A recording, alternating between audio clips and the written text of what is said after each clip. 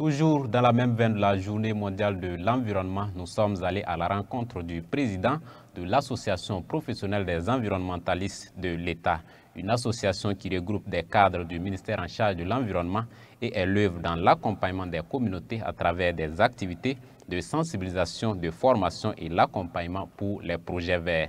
Pour cette journée mondiale de l'environnement, Ousmane Thiombiano s'est largement prononcé sur le thème de la journée qui est lutte contre la pollution plastique. Donc, il y a les plastiques qu'on appelle les polypropylènes qui sont utilisés pour la fabrication des sachets d'eau préemballés. Il y a les polystyrènes qui sont utilisés pour fabriquer les sièges et les claviers d'ordinateur. Il y a les polyéthylènes qu'on appelle les PET utilisés pour fabriquer les bouteilles d'eau. Et les polychlorures de vinyle PVC, généralement que les gens appellent, pour fabriquer les conduites d'eau, les tuyauteries.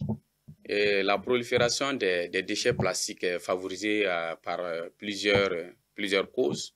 D'abord, il y a une absence de dispositifs adéquats de traitement des déchets plastiques. Il y a l'insuffisance dans la politique de gestion des matières plastiques. Et ce pan est peu à peu en train d'être pris en compte parce que à travers le ministère de l'Environnement, il y a l'adoption d'une nouvelle loi pour vraiment mettre l'accent sur cette pollution. Il y a d'abord la consommation aussi massive des sachets plastiques avec une culture d'habitude de consommation. Les petits achats, à chaque achat, on distribue les plastiques dans les boutiques, dans les commerces, gratuitement. Voilà. Donc, il y a aussi la mauvaise gestion de ces sachets-là. Le fait de finir son sachet d'eau dans la rue, et bon, d'aucuns y jettent sur les voies publiques. Et les conséquences sont à plusieurs niveaux. Il y a les conséquences sanitaires, il y a les conséquences sur la végétation, il y a les conséquences sur le cadre de vie, l'élevage et puis le sol. D'abord, côté santé, les emballages plastiques sont souvent entassés et brûlés dans les dépôts sauvages. Ça libère des gaz qui sont nocifs dans l'atmosphère. Et ces gaz, une fois inhalés, peuvent être toxiques pour l'homme. Ça entraîne notamment des irritations des yeux, des maladies pulmonaires, et des attaques même du système nerveux. Et également, ça peut aussi entraîner souvent certains cancers à longue durée. Donc, il y a les conséquences sur la végétation avec l'incinération qui intoxique les plantes et qui concentre certains polluants dans la chaîne alimentaire et qui crée aussi, qui entraîne à long terme aussi dans l'atmosphère la production des pluies acides qui peuvent aussi avoir des conséquences sur la végétation. Et pour venir à bout de cette prolifération de déchets plastiques, le président de l'Association professionnelle des environnementalistes de l'État donne quelques pistes de solutions avec des perspectives de l'association. Nous l'écoutons à nouveau. Les solutions peuvent aussi être à plusieurs niveaux. Voilà. Et la première des solutions, c'est d'abord la sensibilisation. Voilà. Il faut sensibiliser les populations à tous les niveaux.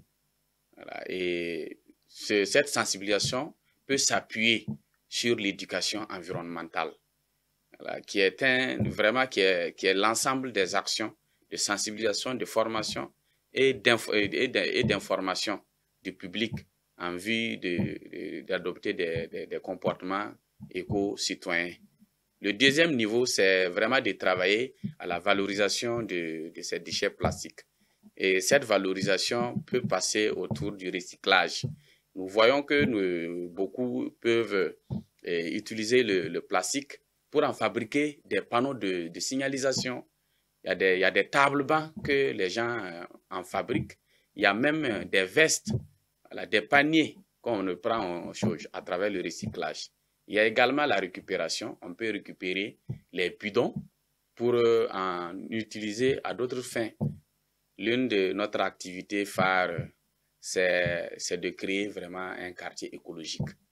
Donc, ce quartier actuellement Nous sommes actuellement en train de voir identifier un quartier où nous allons approcher les autorités et puis les populations, voir comment nous allons mettre en place un projet. Nous avons déjà des TDR, donc c'est vraiment rendre ce quartier écologique où les trucs d'assainissement, les usages d'assainissement sont bien respectés, l'assainissement autonome dans les concessions, l'assainissement collectif sont bien utilisés, notamment les caniveaux.